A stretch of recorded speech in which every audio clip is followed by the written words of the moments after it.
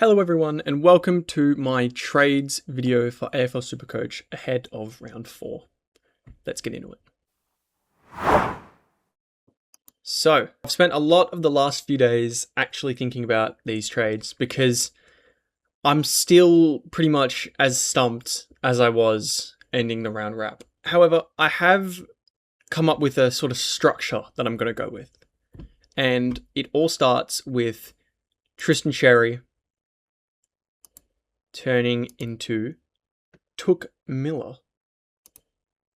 Because something I touched on in the round wrap, which applies specifically to my team, but also probably to a lot of others, is that if you filter by most owned players, we all have a lot of the same players. If you go down to Milan Murdoch in 24th, I have 23 of the top 24 owned players.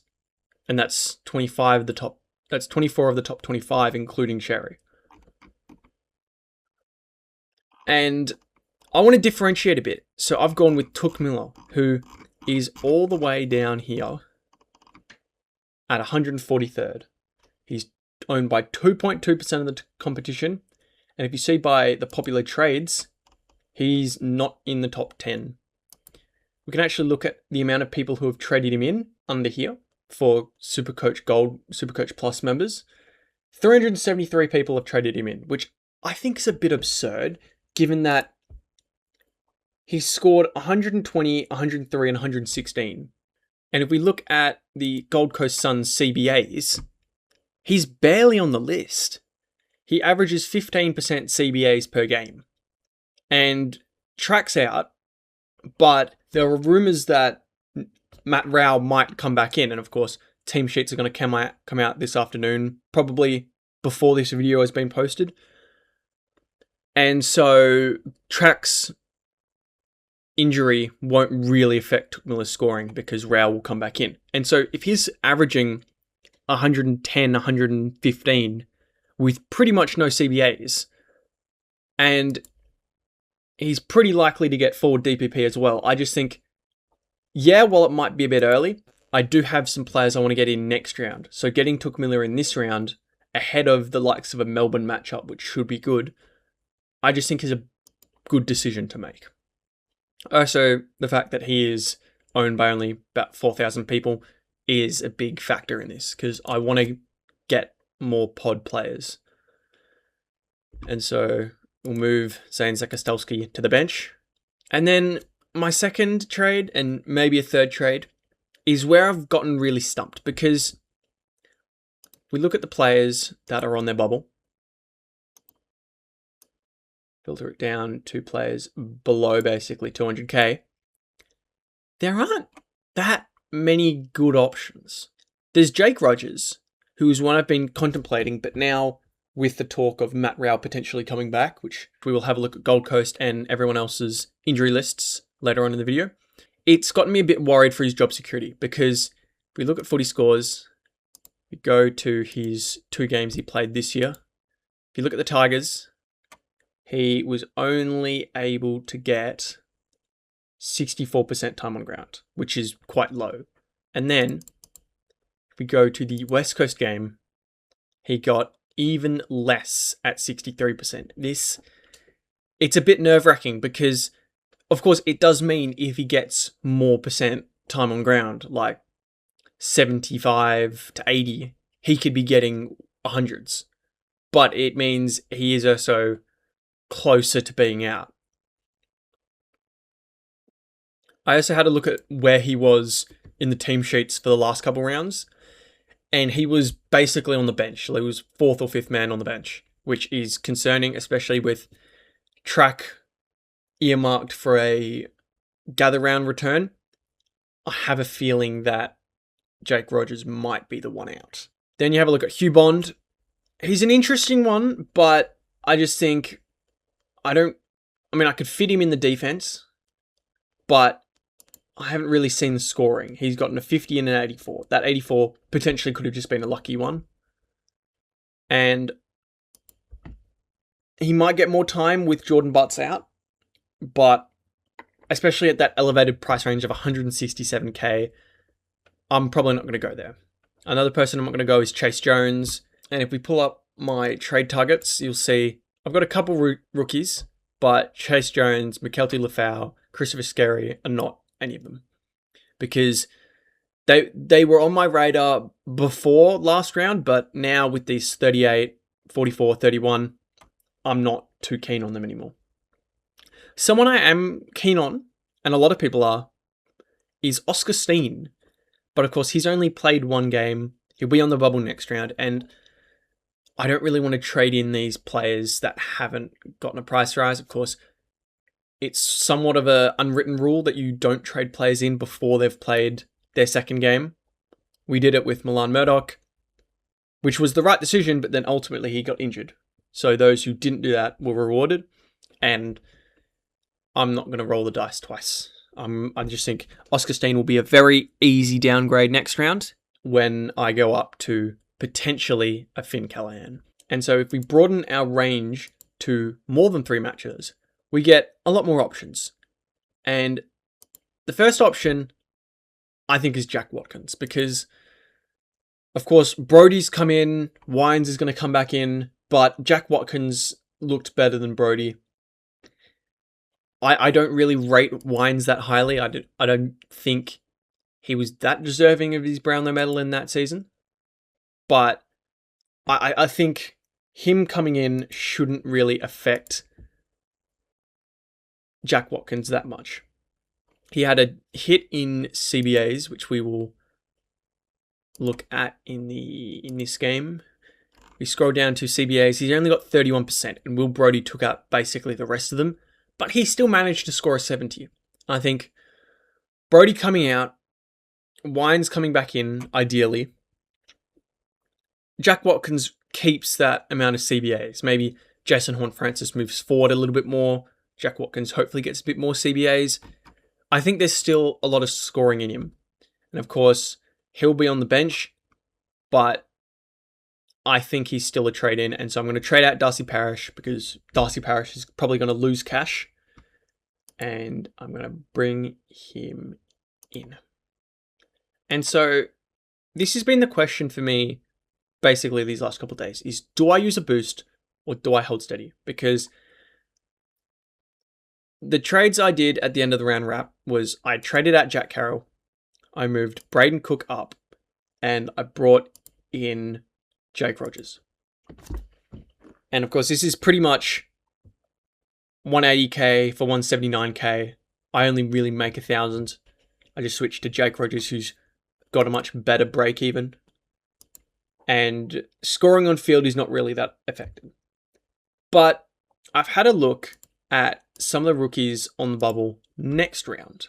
So if we go back to players, we filter for those below 200k. And we filter below 3 matches, and we look at those who've played less than 2 games. Brandon Walker, not considering. Dan Butler, no. Dan Annable's injured. Finbar Maley, probably not. Jacob Farrow is an interesting one. I think definitely watch for his performance next round. Of course, 10% owned. A lot of people had him in our starting teams before he was ultimately not named for their first round matchup against the Hawks. But he's one that could turn some heads. James Tunstall, he's named, and we'll have a look at the team sheets for the Brisbane game maybe before the injury list, because Zane Zakostelski hasn't been named, which is a bit unfortunate. Josh Gibcus, no. Archer Daywicks, no. But you go down, Oscar Steen, yes, definitely on the watch list. Will Brodie, if he's not out of the team and he chucks out another 70 score, I can see him being one that a lot of the people who've gone early on Steen go for. So I'm going to put him here. Of course, I rated him quite highly going into this year, but then unfortunately he didn't get the spot and Watkins did. But he's definitely one with a pretty high ceiling. Of course, he averaged basically 100 in 2022. Josh Lai, not really sure about him. Of course, I think they've revealed that someone else has got to get a debut.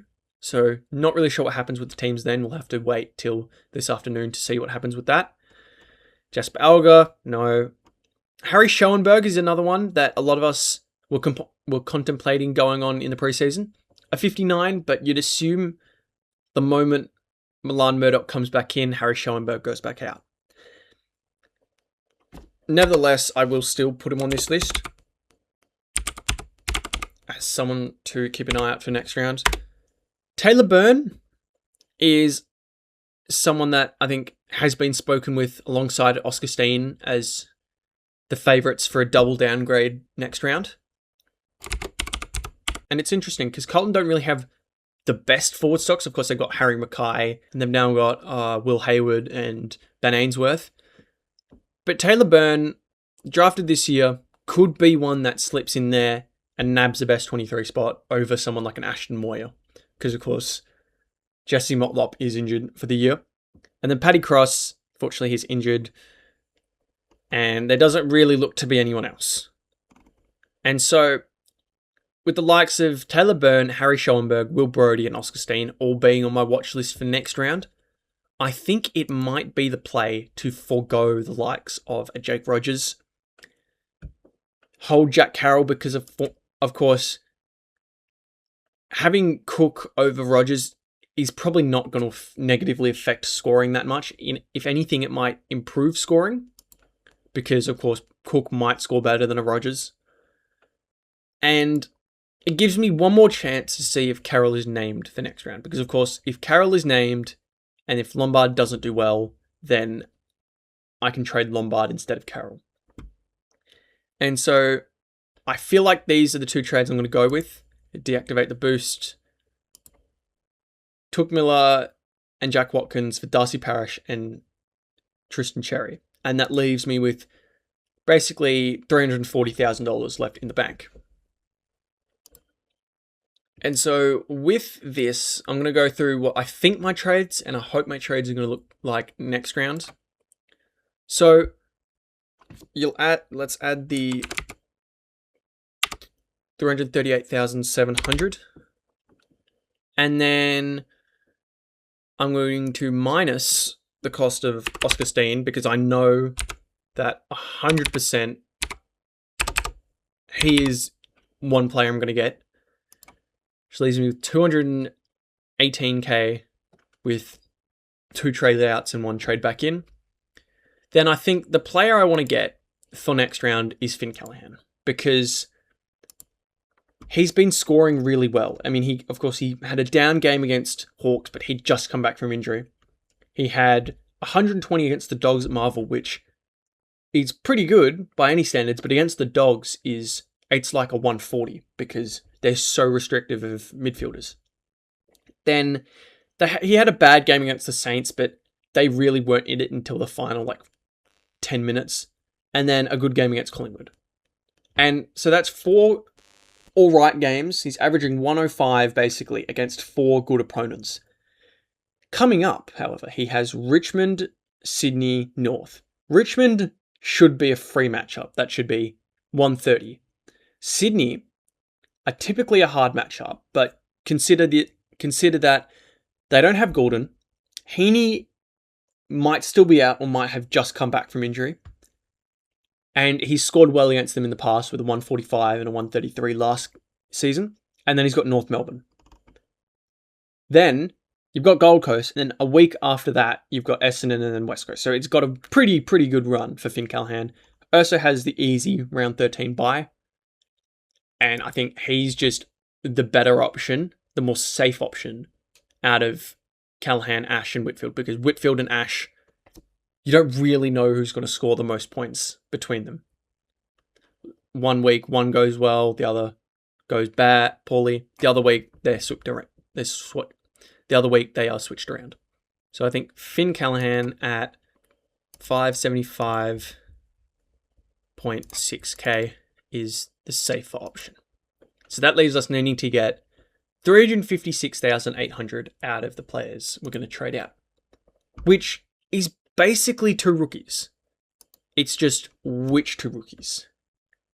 And so the ideal trade outs for this round would be Leo Lombard and Jack Carroll. And of course, Jack Carroll is 180, 900. And then Leo Lombard, you'd hope he climbs up maybe 17k, gets to 170.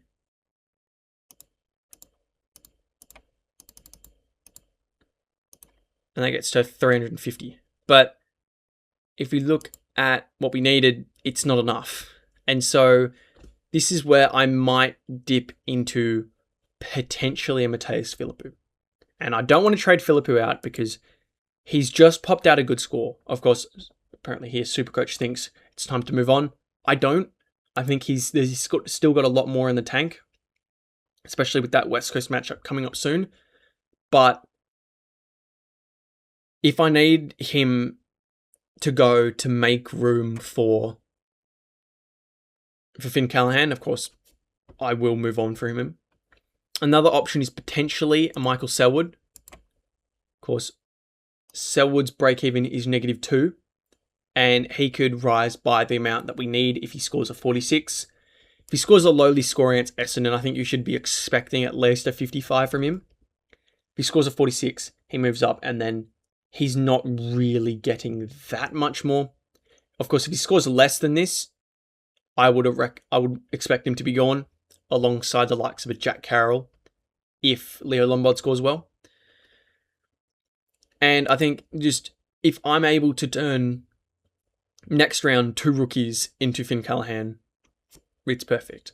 And of course, I could also use a boost next round because I'm saving a boost. But I want to save a lot of these 3 boosts. Of course, I've been pretty aggressive with my boosts at the start of this year, using 2 in the first 2 rounds. And I don't really want to do that. I like to have boosts. I like to flex my boosts in the second half of the season.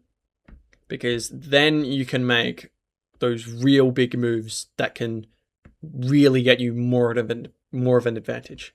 Because if I waste a boost on a Jack Carroll to a Jake Rogers, I don't think the risk is worth the benefit. Because Jake Rogers could get dropped. He could put out a subpar score. Jack Lukosius is another one I've been considering. Could drop a 30.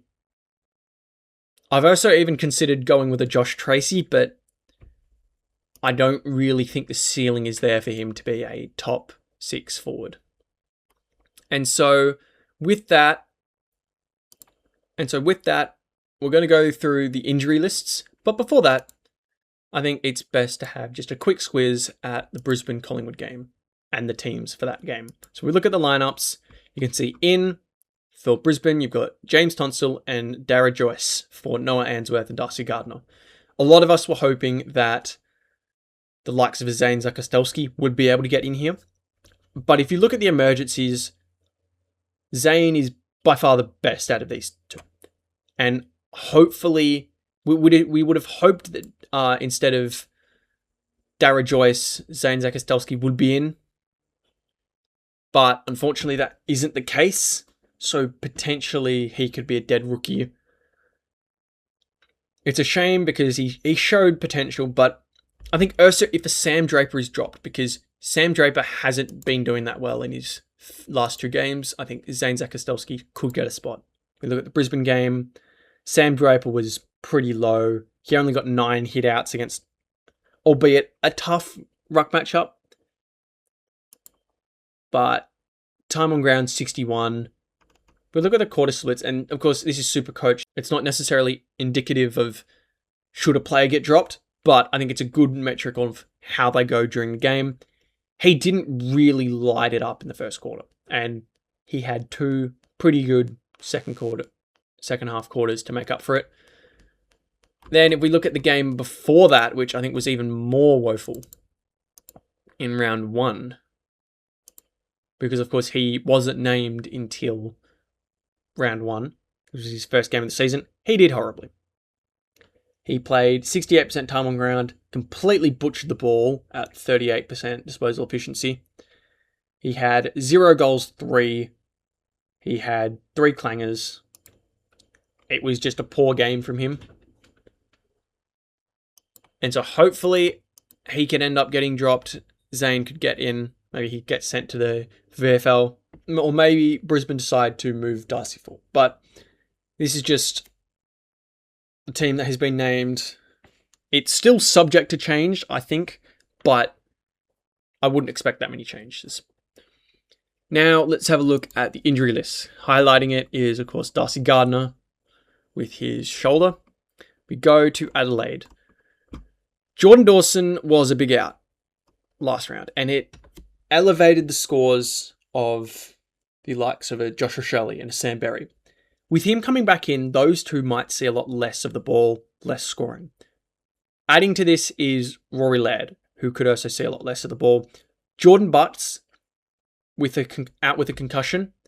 If we look at who they are playing up against, I believe it is Fremantle.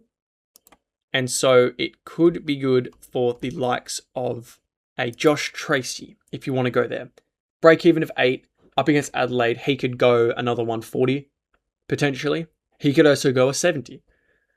But I think with Jordan Butts out, and go back to the injury list, of course, Mark Keane is still out. And Dan Curtin is out, so they're missing a lot of height.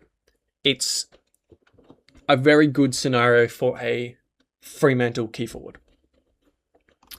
Go down to Brisbane, of course. Darcy Gardner, Noah Answorth, both out. Hugh McCluggage is a test, but of course he didn't look like he was coming back this game. He looked to come back by gather round, and he'll be a watch for that round 7 trade period. Of course, if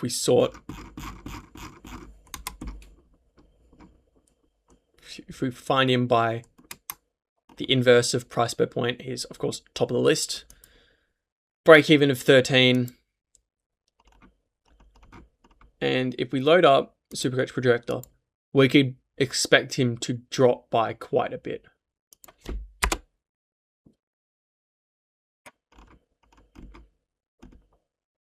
Because of course his break even's 250. If he goes at, let's say, he gets managed slightly, scores, we could say a 90, and then 110 against North, and a 110 against Melbourne. He's dropping down to 575, which is the same price as a Clayton Oliver. And he's dropping almost 70k in one round, despite scoring decent scores. Hugh McCluggage, of course, last year, one of the best midfielders in the comp, one of the best midfielders in Supercoach, definitely one to look to get.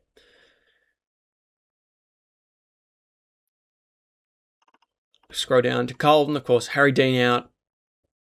Matt Duffy, I don't think he's Supercoach relevant.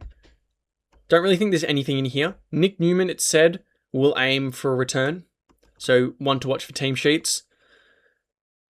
But I think at that elevated price, of course, he shouldn't really be considered until 2 weeks until he starts to move up. You want to see these 2 games from an injury affected player like Nick Newman. He was one that we thought at the start of the year that could go 110, could potentially push for a top 6 defender spot, but it'll be hard to trade him in. Going down to Collingwood, of course, Darcy Moore is out for 3 to 4 weeks. Scott Pendlebury also out. Does this positively affect Dan Houston? Hopefully. Howe is still playing, but I think you'd hope with Darcy Moore coming out, because Jeremy Howe doesn't really take that many kick-ins. So Darcy Moore is one that took a lot of his kick-ins. Let's actually look at that.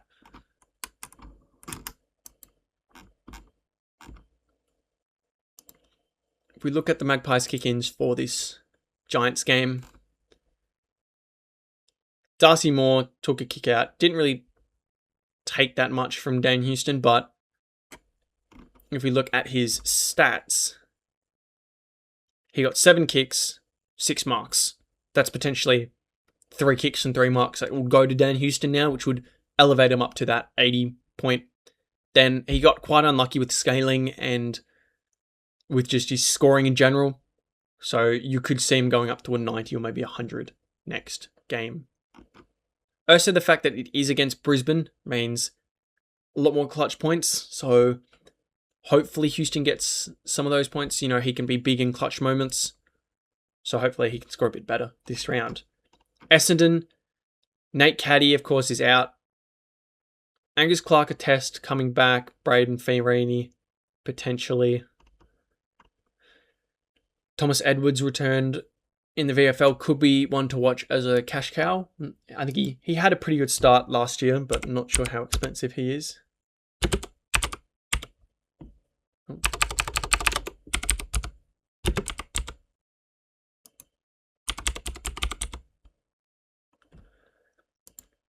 Another rookie that could be one to go if he comes out the box firing, but I wouldn't put everything on that.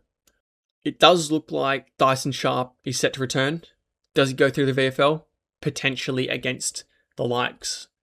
Especially given Essendon are playing the Dogs and Dogs are really punishing on midfielders. But I think that's it for Essendon. Sullivan Roby, though, as well, could be one to watch.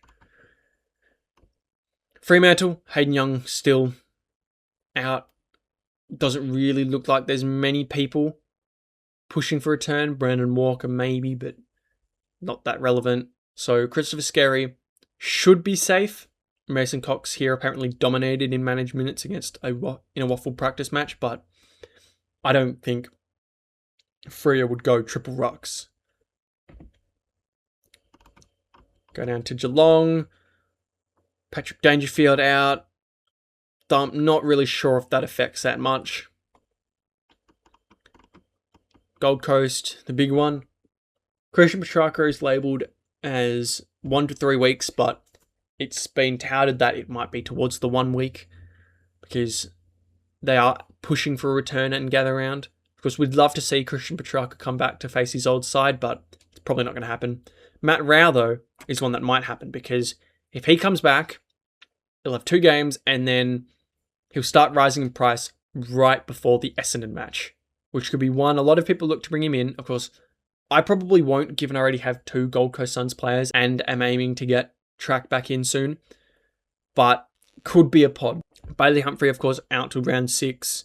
Does that affect the likes of a Rogers or a Lombard? Hopefully, positively. But, of course, I think the big question is around Matt Rao. Giants, quite a big injury list. Because Aaron Cadman and Brett Daniels both a test means they probably will be back because, of course, they've got the bye now. Toby Bedford also a test. He'll probably also come back. And so if we look at who the Giants are facing after their bye, I think they've got Richmond, Sydney, North don't really have too much bad opponents.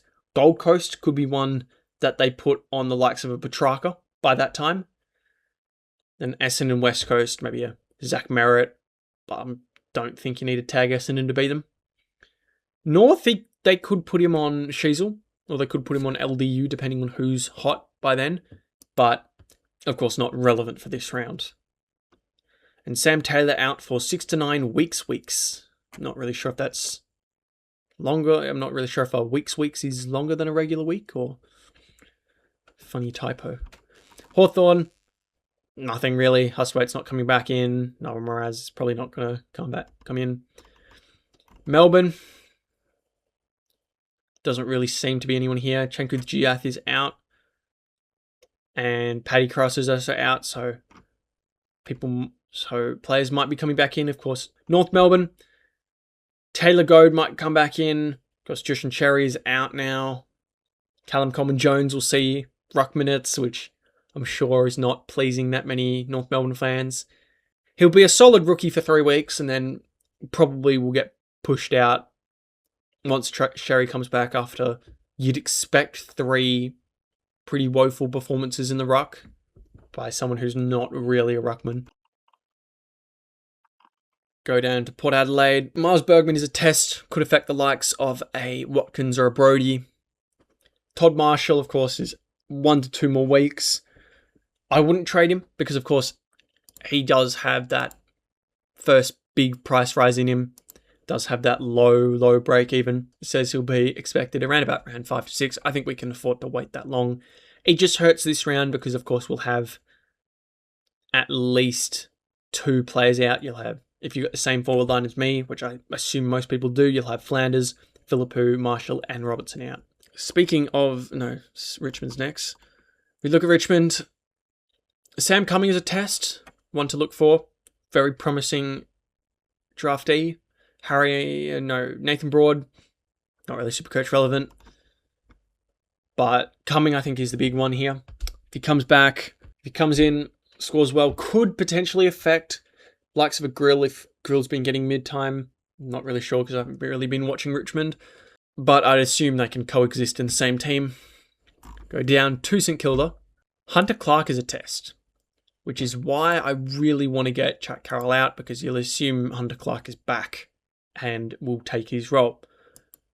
There's potential that they don't, and I am pretty much planning to trade out Carroll anyway and turn him into Finn Callaghan. And so, I mean, I'm pretty fine either way, depending on what happens. But I think if you've got a trade to trade out a rookie, don't trade out the likes of Philippou, trade out Jack Carroll, because he just has a lot less security. Jack McRae estimated to return in 1 week. Might affect the likes of a Philippou, but we'll wait and see. Liam Henry, Paddy Dow, borderline best 23 for both of them. And then, of course, you got Lance Collard, who probably shouldn't be on the list anymore after what he did, as you can see here. But won't go too much into that. For Sydney, Isaac Heaney, the big one to test. If he comes back, of course, he's had two subpar games. Could be one to look at, because of course he's got a break even of 163. Comes back in, gets West Coast to be generous and score on 115. And then Gold Coast, who potentially might be full health, you can go a 100. He drops by quite a bit, actually. That is 10. He's not going to score 10. And he drops by around about 30k. Still has a high break even. And you'd assume he gets tagged that game. You can see him scoring potentially an 300. Potentially 85. Might be a bit unders, but that gets him to about 550. Dogs Ursa restrictive, so he's got a pretty hard run. You could definitely see him scoring 93, and at that point he gets down to about 530k, and then you're 100% swooping on him at this point. Billy Cootie, a mature age recruit. Of course, he will play VFL first, but it was one I saw a lot of people going maybe like early January, late December. We know Sydney like playing their mature age rookies. Of course, we saw that with Riley Bice last year. Got some good time, was a good cash cow. Not expecting the same thing from Billy Cootie. Get down to West Coast. Not really anyone on the horizon. Elliot Yeo is out, so Tim Kelly might be a better pick than many people think. Liam Duggan coming back in. Tom Gross potentially coming back in. You'd assume he'd be VFL. And then Milan Murdoch, the time span for his return has been lengthened to 3 weeks, which is just sad. He was looking so good, and of course he had to play through that game. Devon Robinson suspended for 1 round. It sucks. But I think Tim Kelly is the one to look at. Forward eligible, averaging 104. Could he be an option? I don't think so. I'm not going there. I don't trust him. But we have seen good scoring from him in the past, of course. None of these 2 years are any good. 2023, 102. I think I had him that year, but I was new. Hasn't really been that consistent scorer. 2019, I think that was with that might have been his first year at West Coast, or might have been his last year at Geelong. 2018, pretty good. So I don't think he's that pick. I don't think he's that guy. I think Harley Reid will be that guy. But you can go there if you want. Of course, Western Bulldogs, Nathan Vandermeer, he sucks. Libba, still a while out on his return. So nothing really should change there. And go back to the final team. I'll optimize it. I am probably going to run a loop with the likes of Sinclair, get the best score of Lindsay or Selwood. Of course, no point doing that here because I've already got 4 people not playing. And I will probably do the same thing in the midfield with the likes of Watkins and Blamires. Of course, emergency will go on Blamires because I assume he'll score better. And